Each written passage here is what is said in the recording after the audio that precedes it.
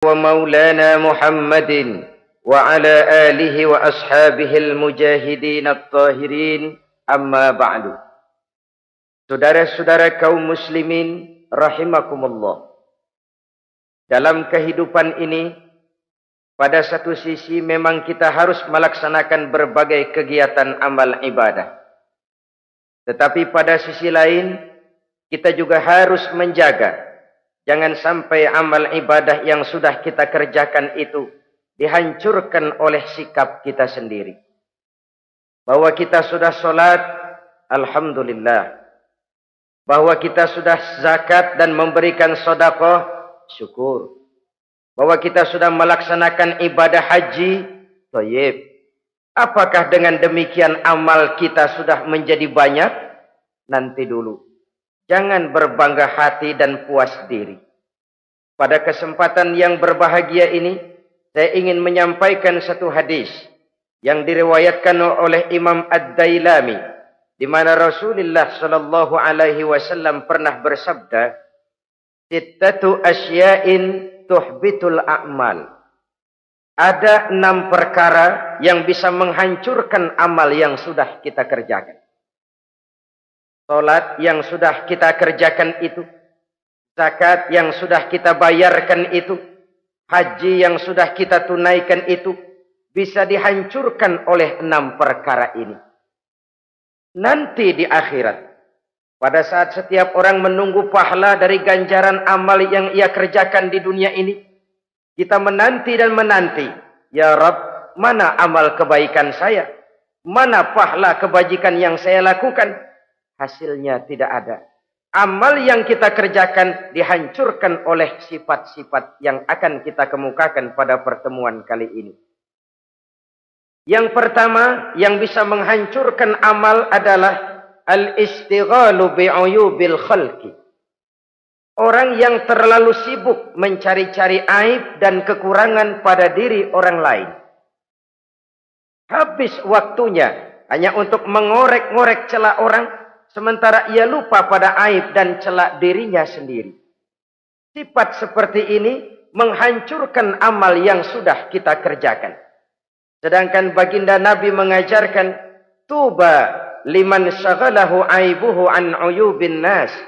Beruntunglah orang yang kekurangan pada dirinya menyebabkan dia sibuk sampai ia tidak sempat mencari-cari aib dan kekurangan pada diri orang lain. Saudara-saudara kaum muslimin rahimakumullah.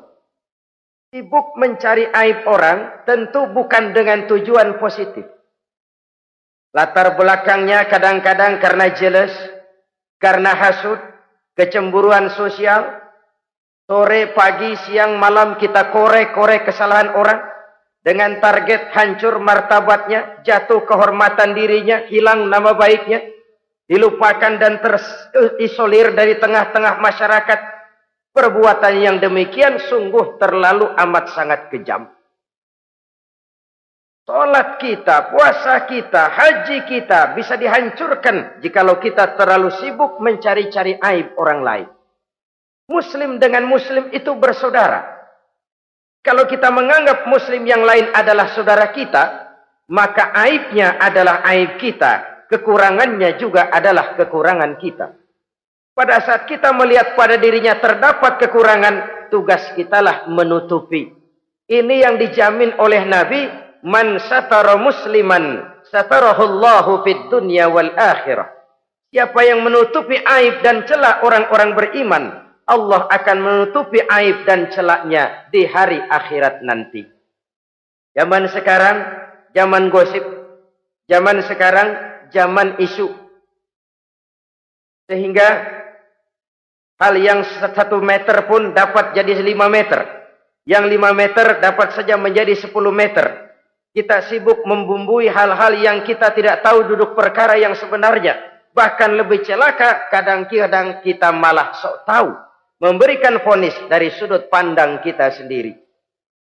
Adalah tidak bijaksana jika kita mengukur baju orang lain dengan badan sendiri. Baju orang lain kita ukur pakai badan kita. Tentu saja enggak pas. Begitulah terlalu sibuk mencari-cari aib orang lain, menghancurkan amal ibadah yang sudah kita kerjakan. Na'udzubillah, summa na'udzubillah. Kadang-kadang hadir majelis taklim di pengajian, ngaji setengah jam, ngomongin orang 2 jam setengah. Tekor, defisit, belum bergeser dari majelis taklim. Ini kan penyakit rohani, di mana kedudukan kita antara sesama muslim bagaikan satu tubuh. Kalau yang satu sakit, yang lain ikut merasakan sakit. Yang satu terhina, yang lain ikut merasakan terhina. Jadi pada saat kita melihat aib orang lain, kita ceritakan di mana-mana, kita bongkar di mana-mana, tentu satu hal yang jelas, kita tidak senang kepada orang itu. Kita tidak senang kepada orang itu. Dan kalau sudah tidak senang, maka fungsi persaudaraan bisa berubah menjadi permusuhan. Oleh sebab itu, kalau ada 2 orang berselisih, boleh kita bohong untuk mendamaikan 2 orang tadi. Misalnya si A sama si B berantem nih, jengkel, marah-marahan. Saudara datang ke rumah si A. A, saya dengar kamu lagi marahan sama B. Iya itu si B, kurang ajar. Bangsat, bajingan, tengik. Pokoknya kalau ketemu, awas. Ah, saya kira sih enggak begitu. A, tadi saya ketemu B, dia bilang malah kangen sama sampean. Dia pengen ketemu. Ingat masa lalu zaman sebantal berdua, sebatang rokok berdua. Dia kangen pengen ketemu. Padahal si B enggak ngomong apa-apa sama saya. Saya olah sedemikian rupa sampai si A tenang. A tenang, saya datang ke rumah B. B, katanya kamu lagi marahan sama si A. Iya tuh A, kunyuk, monyet. Udahlah, pokoknya kalau ketemu dia saya hantam habis. Ah, barusan saya ketemu si A, dia bilang pengen ketemu ente. Pengen ngobrol kayak dulu, mengembalikan keharmonisan yang hilang, mengembalikan kehangatan persaudaraan yang lenyap. Si A tenang, si B adem. Kenapa? Karena bohong saya. Kesana saya ademin, kesini saya ademin. Jenis bohong seperti ini berpahala. Kenapa? Tujuannya mendamaikan orang yang sedang berselisih.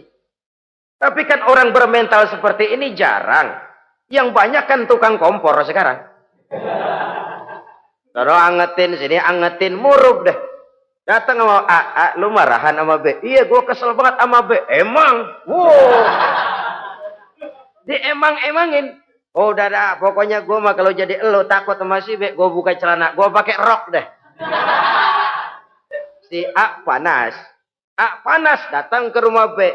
Komporin lagi. Dua-duanya panas, koslet, terjadi perkelahian. Biang iblisnya tukang kompornya. Sampai untuk mendamaikan 2 orang yang berselisih. Diizinkan berdusta. Kenapa? Prinsip Islam itu islah. Mencari jalan damai. Bukan mengeruhkan suasana. Inilah realitas di tengah-tengah masyarakat. Enakan ngomporin daripada nyiramin. Enakan manasin daripada mendamaikan 2 orang yang sedang berselisih. Apalagi kalau kita punya kepentingan. Main nimbrung aja kayak toge. Kagak ngerti urusan. Nyampur aja nyampur. Toge kan begitu toge. Ada laksa nimbrung. Ada gado-gado ngikut. Ada kredok masuk. Kagak ngerti juntrungan masalah. Main nyampur aja nyampur. Ini kan tidak objektif namanya. Nah, mental seperti ini. Wah, sholatnya khusyuk. Zakat bayar, sedekah iya. Tapi kalau suka cari-cari aib orang. Jembreng kesalahan orang di mana-mana. Sholatnya, puasanya, hajinya bisa dihancurkan oleh mental yang seperti ini. Jangan bangga-bangga. Sholat saya sudah banyak, puasa saya hebat, mantap. Haji saya tiap tahun mondar-mandir ke Mekah. Tapi kalau mental seperti ini masih ada, waspadalah. Amal yang kita kerjakan bisa hancur oleh mental, sikap mental kita sendiri. Ini yang pertama. Yang bisa menghancurkan amal, terlalu sibuk mencari-cari aib orang lain. 1. Yang kedua, saudara-saudara, wa qaswatul qalbi. Orang yang hatinya keras, tidak mempan diberikan nasihat. Baik nasihat yang datang dari luar dirinya, ataupun nasihat yang datang dari dalam dirinya. Hatinya keras. dikasih muka tembok, kulit badak, kuping kebo. Makhluk apa namanya itu? Wallahu a'lam. Rai gedek. Pantas ya kalau kita lihat sejarah, Islam itu turun di semenanjung Arabia. Sebagai test case. Masyarakat Arab 14 abad yang lalu dikenal keras, kasar, brutal, primitif. Dari berbagai aspek kehidupan. Standar, kalau di tengah masyarakat yang begitu keras Islam berhasil, masyarakat lain lebih mudah masuk. Rasulullah diutus di Cianjur, lalu dakwahnya sukses, saya nggak kagum. Paling-paling datang Nabi ke Cianjur disambut dengan ramah. Enggak, Rasul. Ayo nama kumaha Rasul wae, ayo nama kita. Pasti aman, damai, tidak ada cerita perang. Tapi Masya Allah, turun di tengah satu struktur sosial yang keras, kasar, primitif. Menghadapi orang yang hatinya keras seperti ini. Apa prinsip kebijaksanaan yang dilaksanakan oleh Rasul dalam menerapkan syariat Islam? Pertama, at-tadrij fit tasyri'. Dalam melaksanakan syariat, prosesnya melalui tahapan. Contoh, jahiliyah dulu itu paling senang sama mabuk. Geng. Binteler. Oh, jahiliyah itu kalau sudah mabuk nggak cuma minum, mandi pakai arak. Subhanallah, mandi pakai arak. Menghadapi masyarakat yang seperti ini, apa strategi syariat Islam? Mula-mula ayat yang turun. Yas'alunaka 'anil khamri wal maisir, qul fihima ismun kabirun wa manafi'un linnas. Mereka bertanya kepada Muhammad tentang arak. Katakan, arak itu ada manfaatnya, tapi juga ada bahayanya. Bahayanya lebih besar daripada manfaatnya. Tidak diharamkan dulu, tidak.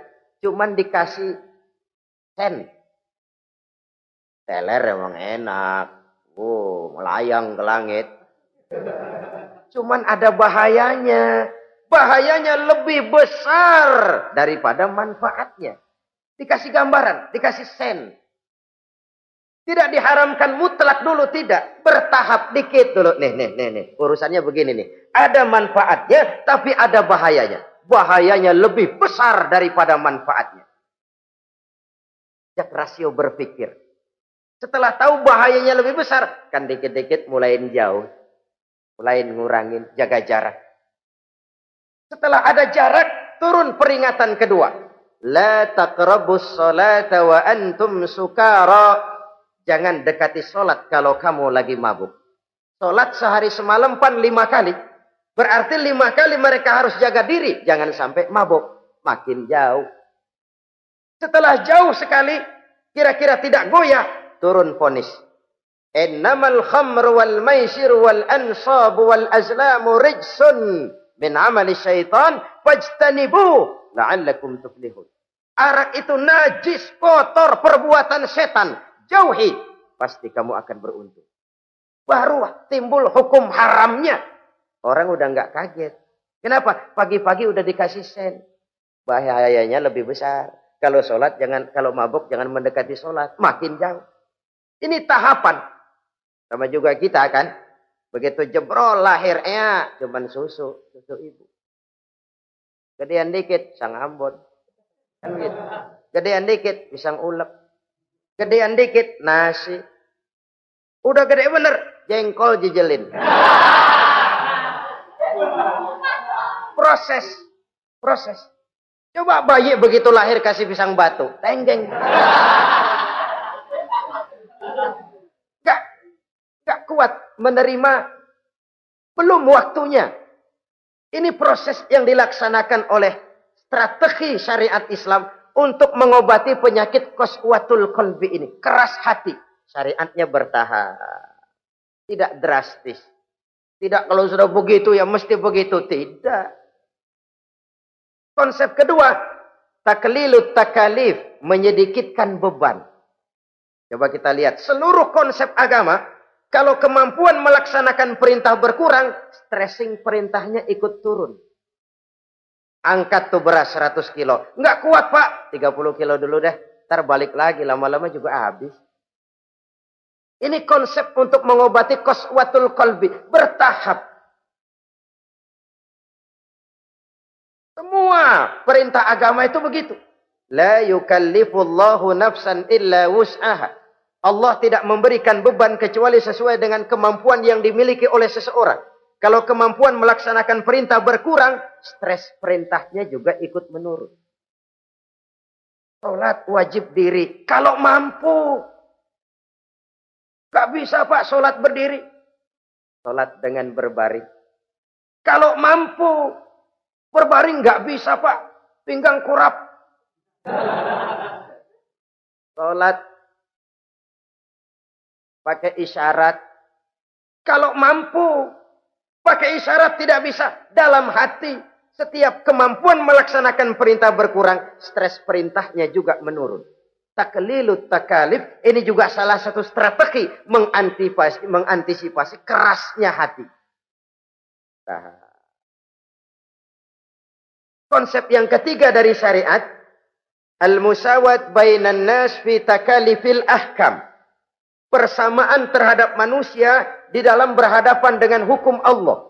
Kadang orang yang hatinya keras itu, logikanya jalan, ngukur suasana. Gimana sih lu? Menggerib kagak mau ke masjid? No, yang Pak Haji masih di perapatan. Yang Pak Haji disebut. Itu kan cenderung orang begitu.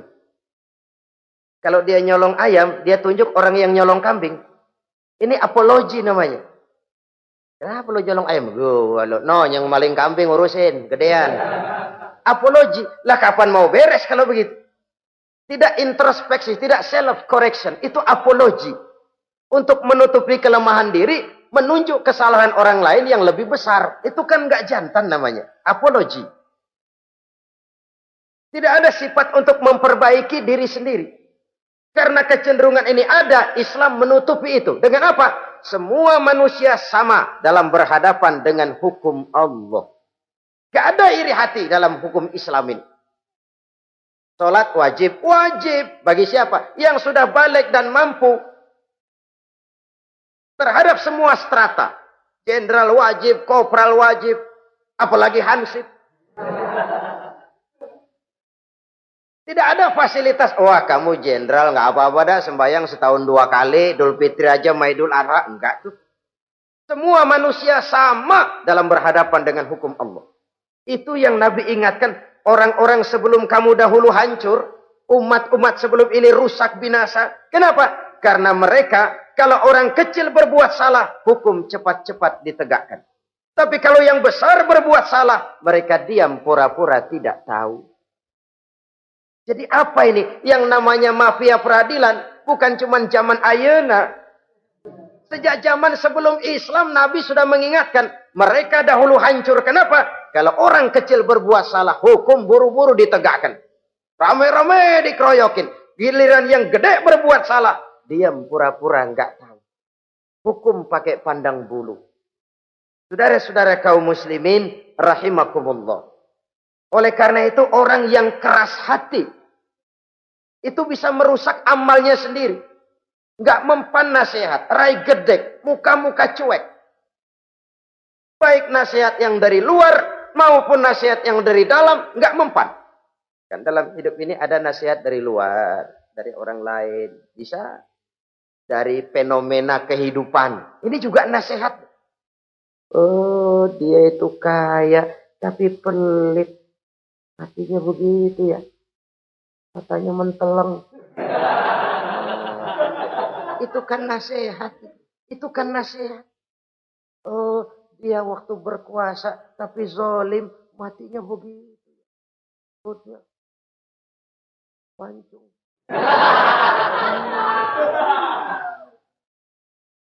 Fenomena kehidupan yang kita lihat, yang kita dengar, yang kita saksikan, itu semuanya bisa nasihat. Unzuru kaifa kana akibatul mukadzibin. Lihat kehidupan ini.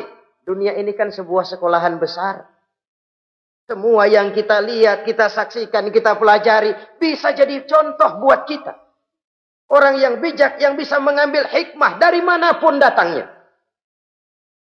Baik dari yang baik maupun yang dari yang tidak baik. Saudara-saudara kaum muslimin rahimakumullah. Nasihat yang datang dari luar. Dari orang atau dari fenomena kehidupan. Atau nasihat yang tumbuh dari dalam diri sendiri. Perubahan organisme tubuh. Itu kan nasihat. Ya Allah. Sekarang cantik jelita. Iya sedang sweet 17-an. Rambutnya hitam ikal berderai. Iya. Semua memuji. Alisnya katanya laksana semut beriring. Dagunya bak pauh dilayang. Kalau dia senyum semua orang terpesona. Sekarang 50 tahun yang akan datang coba senyum kabur orang. Fenomena kehidupan. Apa yang tidak berakhir? Kenapa harus keras hati? Kita kata kita berkuasa, berapa hari kita punya jabatan? Kita kata kita kaya, berapa banyak harta kita? Kita kata kita alim, kita tahu. Apa yang kita tahu dari semesta jagat raya ini? Lalu apa yang tidak berakhir? Korun yang katanya kaya, mati itu. Fir'aun yang katanya gagah, mati. Napoleon Bonaparte, the Lion of Europe, singa daratan Eropa, mati. Saking matinya, mati.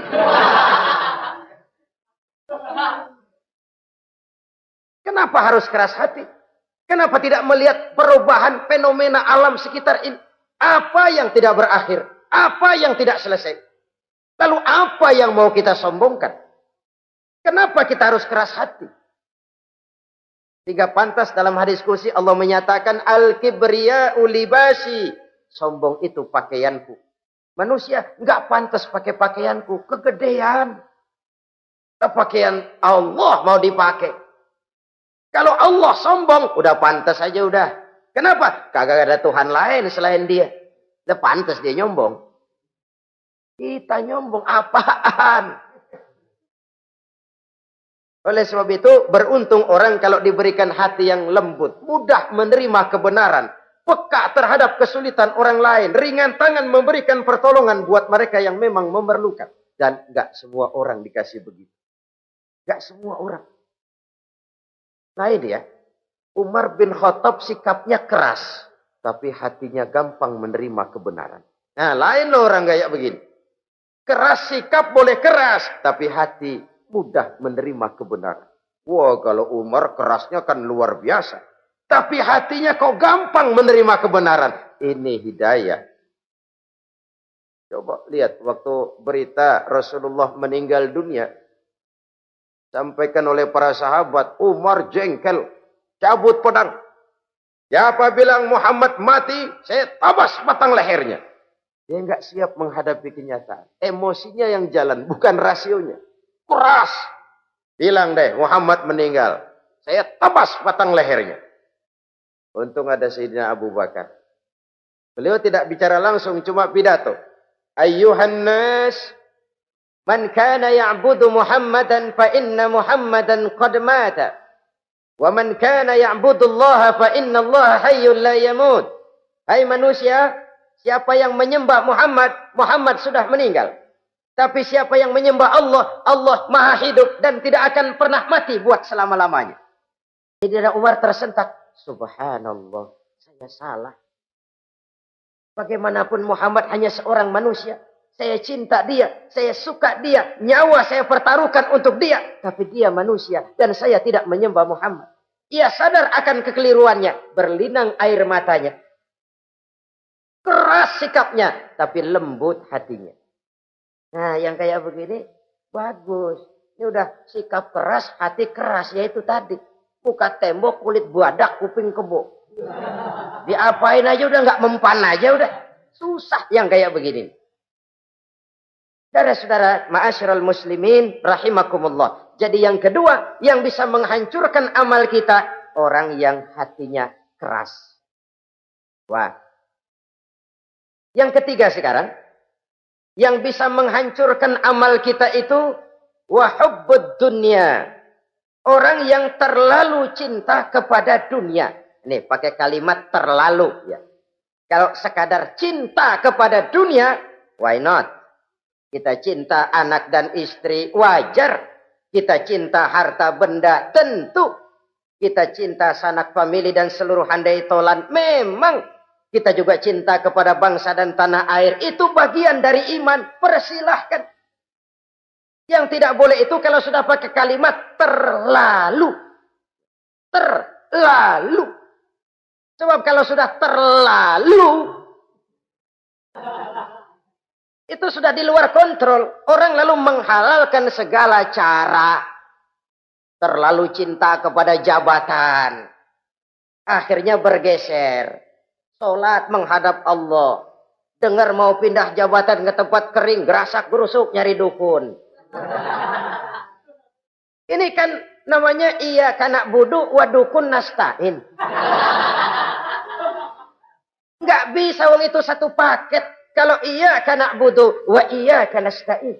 Kalau hanya kepadamu ya Allah kami menyembah, hanya kepadamu kami minta tolong. Ini paket, jangan dipisah-pisah. Menyembahnya kepada Allah, minta tolongnya kepada yang lain. Sinkret, bercampur. Iya kalau es campur enak. Tapi kalau agama dicampur dengan yang lain, nggak enak rasanya. Sama juga begini, ada gelas ya. Kalau sepenuhnya diisi bensin, itu ketahuan. Bisa diminum motor.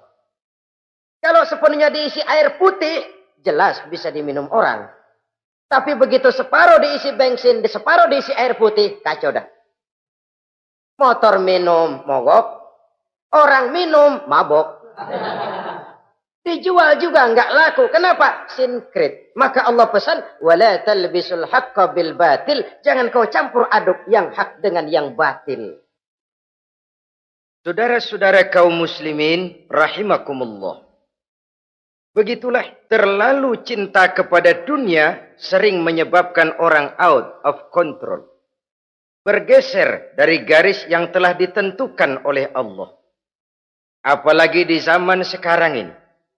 Persaingan hidup makin tajam. Tensi ekonomi semakin tinggi. Gaya hidup semakin konsumtif. Sementara lapangan kerja semakin sulit. Orang kadang kehilangan harga diri untuk mencapai sesuatu yang bernama dunia, lalu menghalalkan segala cara. Sebab itu jangan korbankan keabadian akhirat dengan kesenangan dunia yang cuma sebentar ini. Jangan sia-siakan keabadian akhirat dengan kesenangan dunia yang kadang fata morgana ini. Cintailah dunia, tapi sekadarnya saja. Sebagai ladang untuk menanam bagi kepentingan di akhirat nanti. Terlalu cinta kepada dunia bisa menghancurkan amal yang sudah kita kerjakan. Ini yang ketiga. Yang keempat, waqillatul haya. Orang yang sedikit rasa malunya. Rasa malu merupakan bagian daripada nilai-nilai keimanan. Apabila rasa malu berkurang, artinya nilai iman juga ikut menurun. Kita melihat sekarang ini banyak orang pakai pepatah Arab dalam hidup ini. Bul ala zamzam fatu'raf, kata orang Arab. Kalau kepengen terkenal, kencingi sumur Zamzam. Itu bakal ngetop ke seluruh dunia. Sumur Zamzam dikencingin. Itu akan terkenal ke seluruh dunia. Terkenal apanya? Terkenal gilanya. Jadi apa maksud pepatah ini? Kalau pengen cepat terkenal, bikin yang aneh-aneh. Yang orang lain nggak kerjain, kerjain. Yang orang lain nggak pakai, pakai. Nanti kan aneh, dilihat orang. Kalau dilihat orang kan cepat ngetop. Pantas apa tidak nomor 18. Yang penting terkenal aja dulu dah. Artinya apa? Rasa malu dikuburin. Rasa malu disingkirin. Kalau sudah sedikit rasa malu, tidak terhalang melakukan perbuatan-perbuatan yang negatif. Satu contoh. Tujuan utama diperintahkan berpakaian itu kan menutup aurat. Tapi Rasul pernah mengatakan, satu saat nanti akan muncul perempuan, nisaun, kasiyat, ariyat, ma'ilat, mumilat, ru'usuhunna ka'asnimatil bukhtil ma'ilat.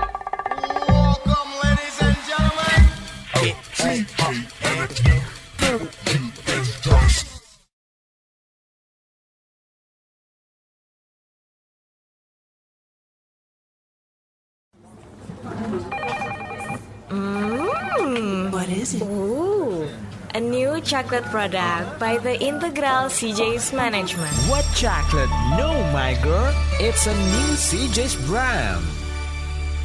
Kepalanya ditata begitu rupa persis kayak punggung onta. Itu rambut lagu apa tahu deh. Ini kan fenomena berpakaian tapi telanjang. Kenapa? Yang dikejar mode, yang dikejar merek. Kiblatnya Paris, London, Roma. Imamnya siapa? Pierre Cardin, Christian Dior, Escada, Etienne Egner. Merek yang dikejar, mode yang dikejar, aurat pontang-panting. Ditambah oleh tayangan-tayangan berbagai iklan yang merangsang anak-anak kita untuk hidup konsumtif. Iyo. Cocok iya jeng urang yo. Terangsang dia untuk konsumtif. Dihadapkan kepada kenyataan. Suasana ekonomi enggak menunjang. Orang tua lemah ekonominya. Dia lihat sekelilingnya, ternyata yang lain juga begitu. Banyak teman senasib, kumpul. Disingkirkan rasa malu. Akhirnya tukang bajai ditodong. Qillatul haya, sedikit rasa malu. Kalau sedikit rasa malu, dia tidak terhalang lagi melakukan perbuatan-perbuatan yang negatif. Dan itu berarti menghancurkan amal-amal yang lain. Sebab itu budaya malu ini sangat penting. Coba kalau dia hinggap di hati seorang pejabat. Pejabat yang punya rasa malu, Masya Allah, membawa manfaat yang besar buat rakyatnya. Contoh saja ya, di Jepang itu ada Perdana Menteri Hosokawa, saudara-saudara dengar. Baru 8 bulan jadi Perdana Menteri. Dia dijuluki Mr. Clean, Mr. Bersih. Diisukan terlibat skandal, cuma 4-6 miliar rupiah. Itu pun buat kampanye kemenangan partainya. Diisukan begitu rupa, malu Hosokawa. Malu mengundurkan diri, baru 8 bulan jadi Perdana Menteri. Mundur, malu. Padahal Hosokawa nggak kenal ketuhanan yang Maha Esa. Nggak kenal. Tapi budaya malunya luar biasa. Nah kalau sudah pejabat nggak punya malu. Habis. Kan sekarang umpamanya nih. Ada impres desa tertinggal. Disunatin. Sampai marah betul itu Bapak. Para pimpinan negara kita itu. Tidak ada maaf bagi pejabat yang nyunatin IDT. Kenapa? Kan tipis rasa malu. Turun dari atas sunatin. Turun ke bawah sunatin. Turun ke bawah sunatin lagi. Nyampe bawah tetelan doang dikit banget. Kebanyakan tukang sunat. Saudara-saudara. Budaya malu yang nipis. Orang kaya kalau punya budaya malu. Bawa rahmat bagi lingkungannya. Ulama kalau punya rasa malu. Nggak jual ayat menghalalkan yang haram, mengharamkan yang halal. Bagaimana Kiai? Haram! Karena belum dapat bagian. Begitu dapat jatah, haram dikit dah. Kiamat umat kalau sudah kayak begini. Budaya malu di segala strata sekarang ini menipis. Dan itu tentu berangkat dari kualitas keimanan. Ini yang perlu dipompa ke permukaan. Dan dilematis memang sering terjadi. Satu contoh, pada satu sisi kita menggalakkan proyek pariwisata. It's okay, kita perlu devisa. Tapi pada sisi lain kita harus menjaga nilai-nilai luhur dari budaya bangsa kita. Jangan sampai kemasukan wisata mancanegara, lalu budaya mereka yang tidak sesuai juga ikut kita serap. Bule masuk ke Indonesia, pakaian seenaknya, dia mau udah pantas aja udah. Perempuan ayab-ayaban ke pasar pakai kutang doang, bule pantas aja. Bocah kita ayab-ayaban ke pasar pakai kaos kutang, perempuan mana panok melulu.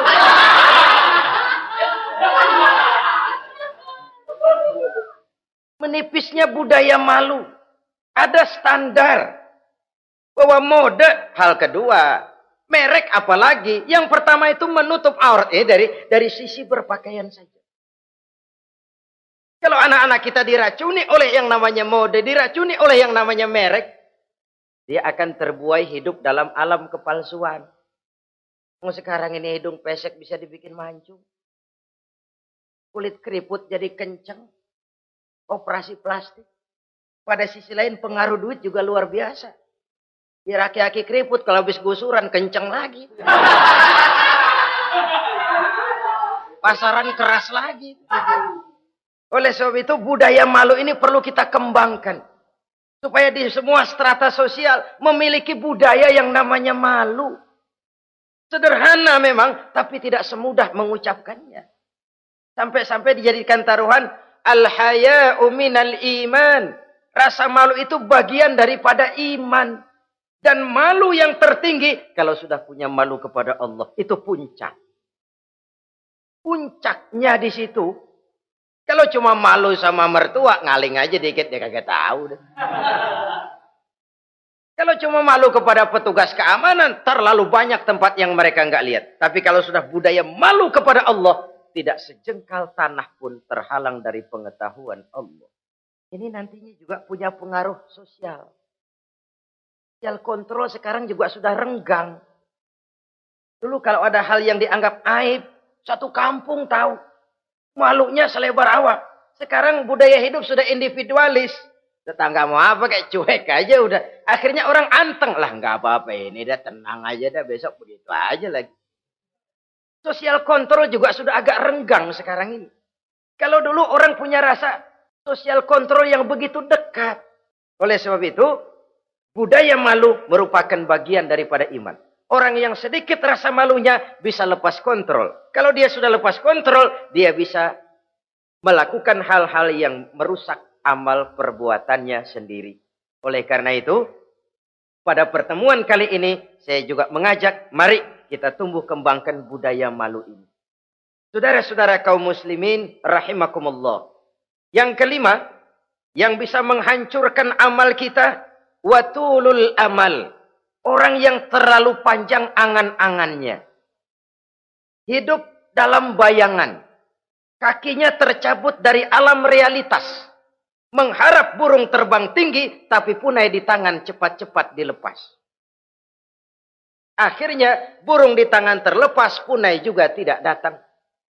Terlalu panjang angan-angan.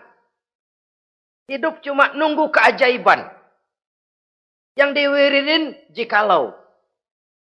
Orang sudah kemana-mana dia masih anteng. Jikalau andai kata umpama misalnya.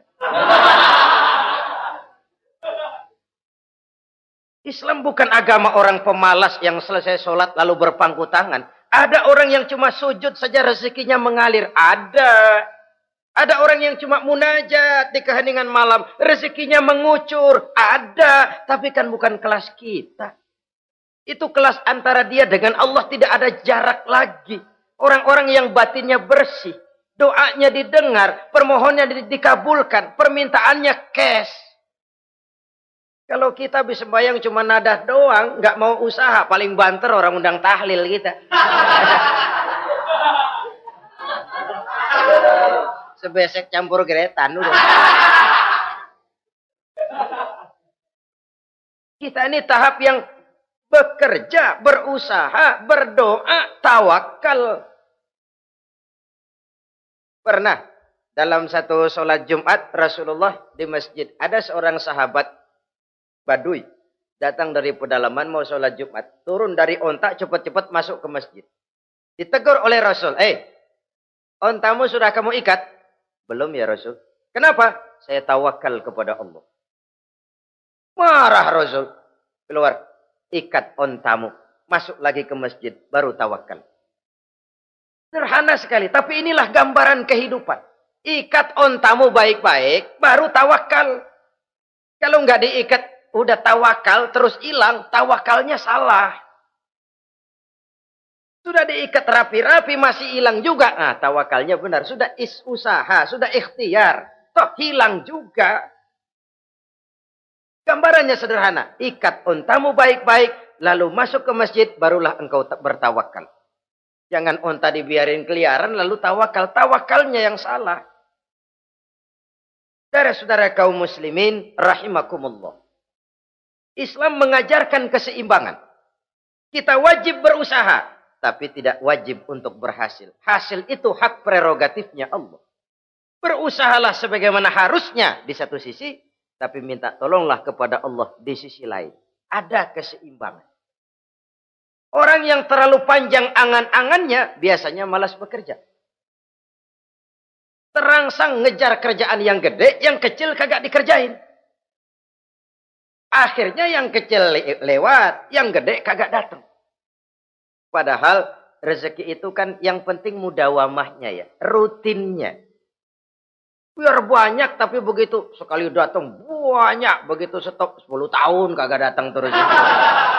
Sengsara juga. Yang penting mudawamah. Continue-nya itu. Biarin duit sih banyak. Asal rutin aja. Gak apa-apa. Tulul amal. Terlalu panjang angan-angan. Hidup di alam bayangan. Terlepas kaki dari akar kenyataan. Hidup ini kan kenyataan. Harus dihadapi secara nyata. Islam ini agama yang wajar. Hiduplah secara wajar. Jangan melakukan sesuatu yang memang bukan makom kita di situ. Artinya apa? Kalau memang kita cangkir. Lalu minta air seember. Kan lebihnya mubazir. Cangkir minta air diisiin seember. Buat apa lebihnya? Bukan makom kita. Jangan tercabut dari akar kenyataan. Siapa sih kita ini? Jangan ibadah baru ala kadarnya. Sikap udah kayak wali. Iyalah kalau wali cuma sujud. Permohonannya makbul. Kenapa? Dia dengan Allah itu nggak ada jarak. Kita, lapisan dosa kita yang bikin jarak. Makanya sering dijelaskan ya. Kalau ada hadis. Siapa yang baca Bismillahirrahmanirrahim. Dia lewat di atas air. Beku itu air. Dia bisa jalan di atas air. Bismillah saja bisa jalan di air. Tapi kan soalnya kemudian. Bismillahnya orang yang bagaimana. Model kita. Maaf lah. 1000 kali baca Bismillah. Lewat di empang. Tenggelam kita. Bukan bismillahnya yang lain. Yang baca mentalnya, pribadinya yang lain. Makom kita belum di situ. Kalau memang makom kita masih harus berusaha, berusaha. Bahwa nanti Allah berikan rizki lewat jalan yang tidak kita sangka-sangka. Itu sih urusan Allah. Itu sih haknya Allah. Tapi urusan kita harus berusaha sebagaimana harusnya kita berusaha. Ya, emang jodoh dari Tuhan, apanya pakai nyari, dan ntar juga aja datang. Datang cuma nenek-nenek kali.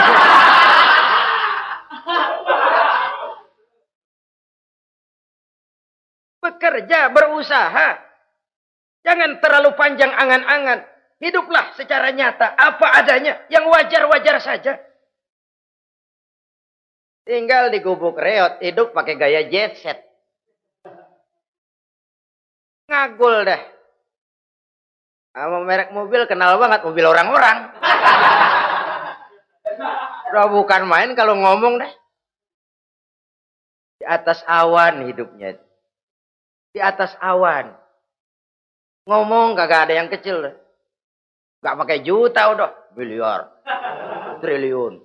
Ngerokok tetap aja ngombe. Silahkan mengharap burung terbang tinggi. Tapi punai di tangan jangan dilepas. Realitas apa?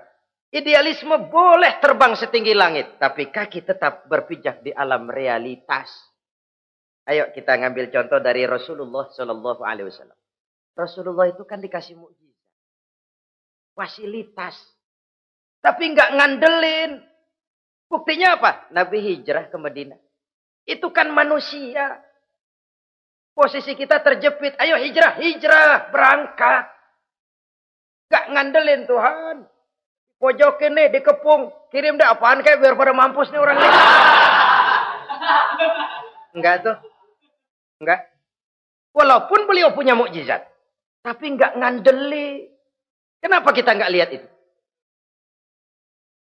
Perang Uhud kalah. Kalah. Berlumur darah dari kakinya yang mulia itu. Kalau ngandelin mukjizat, apa pantas Nabi kakinya sampai berdarah? Apa pantas sampai kalah? Kenapa enggak rekes, simsalabim, hancur musuh?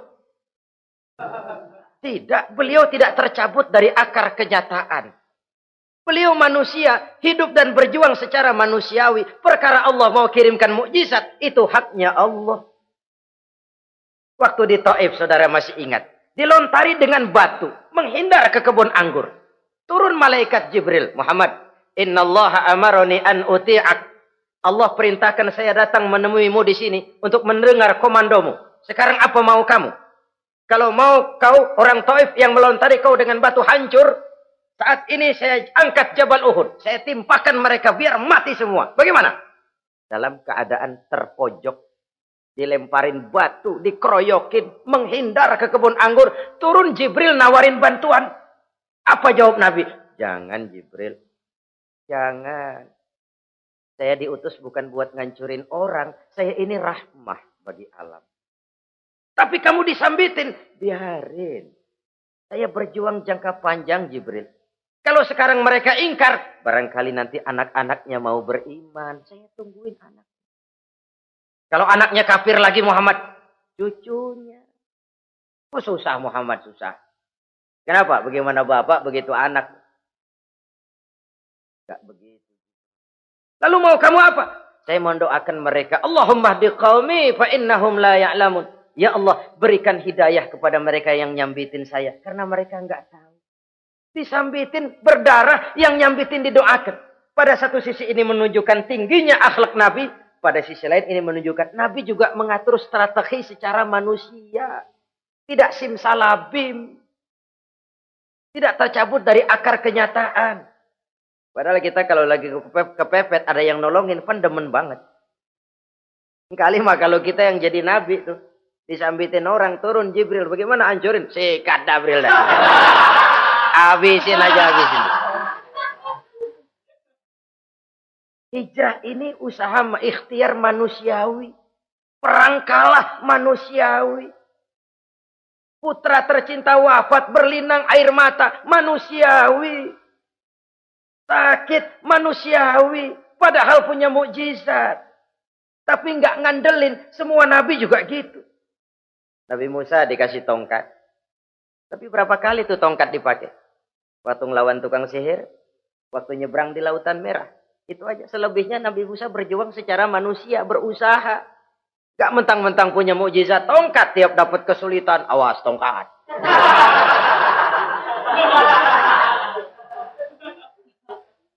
Utuh manusiawi. Ini Rasul. Kenapa kita nggak lihat itu? Kenapa kita lalu tercabut dari akar kenyataan dan hidup dalam khayalan? Sampai-sampai di satu anekdot yang menyentuh. Sekarang ini akibat tayangan-tayangan televisi begitu rupa.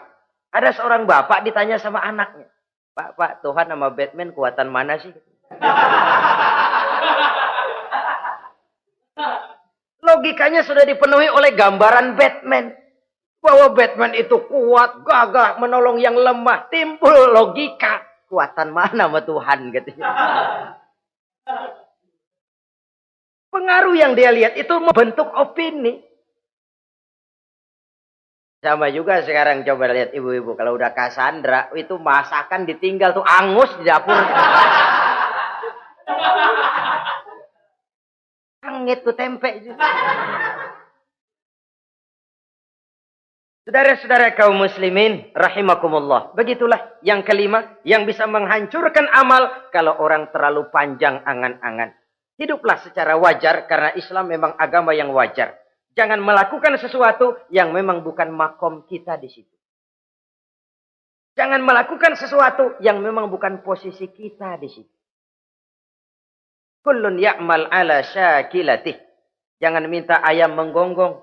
Jangan minta kambing mengeong. Bukan bagiannya. Bukan bidangnya. Sama juga orang ngomong, apaan mubalik kerjanya ngomong doang. Sekarang kan zaman pembangunan. Mana ada mubalik ngurus irigasi. Nah, kalau mubalik ngurus irigasi, apa lurah mau ngajar fikih? Jangan tercabut dari akar kenyataan. Toh prinsip modern saja mengajarkan the right man on the right job. The right man on the right place. Orang harus ditempatkan sesuai dengan bidangnya. Jangan tercabut dari akar kenyataan. Inilah kita dan inilah yang harus kita lakukan. Hidup ini kenyataan. Hadapilah secara nyata. Perkara Allah mau membuat yang lain, itu hak prerogatif Allah. Bukan urusan kita. Yang terakhir saudara, yang keenam yang bisa menghancurkan amal kita. Wa zalimun la yantahi. Perbuatan zalim yang tidak sanggup dihentikan. Zalim kepada Allah. Zalim kepada makhluk. Atau zalim kepada diri sendiri. Ada orang zalim kepada Allah. Begini banyak nikmat yang diberikan Allah. Nggak sanggup dah kita ngitungnya. Dari bangun tidur sampai tidur lagi nikmat nggak pernah berhenti itu. Bahkan kita tidur sendiri. Sadar nggak kita waktu tidur nggak berdaya? Coba ketika kita ngorok pulas, andai kata kecoa 16 masuk ke kuping kita. Siapa yang mau jagain? Siapa yang mau jagain? Nikmat. Belum pernah nikmat Allah berhenti. Begini banyak nikmat yang diberikan. Dan Allah cuma minta satu. Syukuri nikmat itu. Kalau kamu syukuri, aku tambah. Kalau kamu ingkar, asal tahu saja azabku itu pedih, kata Allah. Orang yang zalim kepada Allah. Orang yang tiap hari memakan nikmat Allah. Tapi enggak pernah mensyukurinya. Akaltum ni'mata rabbikum walam tashkurulah. Kamu makan nikmat Tuhanmu. Tapi enggak pernah kamu bersyukur kepadanya. Itu zalim kepada Allah. Pak, dalam hidup ini kan kita dikasih waktu 24 jam sehari semalam. Sehari semalam, 24 jam. 24 jam itu Allah kan nggak minta semua. 5 waktu saja kau lapor kepadaku. Sholat. Sholat kalau bagus, 10 menit kan. Taruh dah tuh, sholat bagus. Kilat, 5 menit dah. Kilat khusus 2 menit. Cepet dia nggak pakai perangko. Taruhlah yang menengah kita ambil 5 menit. Kalau 5 waktu, 5 kali 25, 5 kali 5 berarti 25 menit untuk lapor. Hei manusia, aku kasih kau hidup 24 jam. 25 menit kau lapor. Banyak yang berat. Padahal sisanya masih 23 jam 35 menit. Buah gambaran zalim kepada Allah. Padahal zalim kepada Allah yang rugi bukan Allah. Se-ASEAN tidak ada yang sujud. Apa Allah tekor? Apa Allah lalu berhenti jadi Tuhan? Apa Allah lalu jadi lemah? Tidak. Zalim kepada Allah artinya juga zalim kepada diri sendiri. Lalu zalim kepada sesama makhluk. Kadang tidak kita sengaja. Karena itu dalam Islam tidak ada kebebasan mandiri. Ya contohnya ya. Kita beli radio. Kita setel di rumah kita sekeras-kerasnya. Terus dalam hati nih. Radio gue.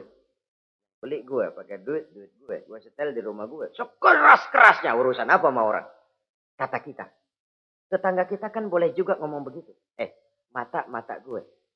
Yang ngantuk gue. Gue tidur di kamar gue. Kenapa suara radio lu masuk kemari? Ini kebebasan saya nyetel radio. Dibatasi oleh kebebasan tetangga saya yang mau tidur. Kalau saya perturutkan nafsu saya sudah zalim kepada dia. Zalim kepada orang lain. Dan yang banyak tidak kita sadari, zolim kepada diri sendiri. Membiarkan diri hanyut dalam munkarat dan tanpa ada usaha untuk menghentikannya. Tidak ada orang yang bisa mencelakakan diri kita terus menerus kalau bukan diri kita sendiri. Tidak ada yang bisa menyelamatkan diri kita kalau bukan kemauan kita yang tinggi untuk menyelamatkannya. Allah sudah ciptakan kita dalam bentuk yang paling mulia. Fi ahsani taqwim. Dari sekian banyak makhluk yang diciptakan Allah, tidak ada yang sekomplit, seindah, secantik manusia. Ini harus dijaga. Jangan posisi yang sudah tinggi ini kita rendahkan sendiri. Fi ahsani taqwim posisi kita. Tapi kita rendahkan, kita kembali asfala safilin. Posisi yang paling rendah, kita zolimi diri kita sendiri. Karena itu, zalim kepada Allah, zalim kepada orang lain, zalim kepada diri sendiri, akarnya sama, mendatangkan kerugian. Dan bisa merusak amal yang sudah kita kerjakan. Oleh karena itu, mari sama-sama kita berusaha. Pada satu sisi kita melaksanakan amal ibadah sebagaimana yang seharusnya, tapi pada sisi lain kita menjaga nilai-nilai ibadah. Jangan sampai hancur oleh perbuatan kita sendiri. Sekianlah jumpa kita kali ini. Insya Allah kita lanjutkan di lain kesempatan.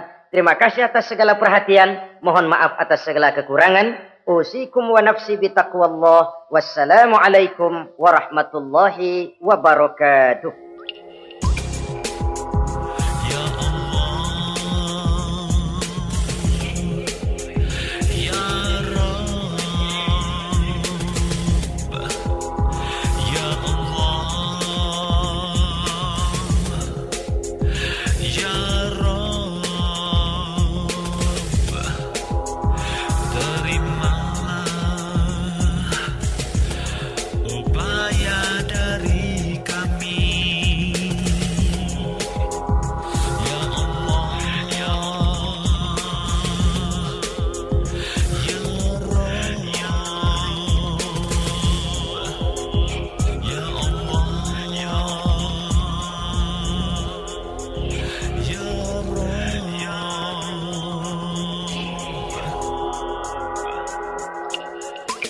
Ikhwan dan akhwat yang dirahmati oleh Allah Subhanahu wa Ta'ala, demikianlah kunjungan kami dalam acara Membangun Peradaban Islam dengan siaran radio di Indonesia.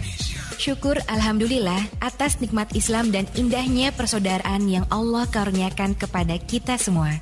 Semoga ilmu milik Allah dapat membentengi akidah kaum muslim dari berbagai upaya penyesatan. MPI DSRI ini merupakan komunikasi dan jabat erat di antara kami, Irena Center, Indonesian Commercial Jockey, serta berbagai media di seluruh Indonesia. Terima kasih. Wassalamualaikum warahmatullahi wabarakatuh.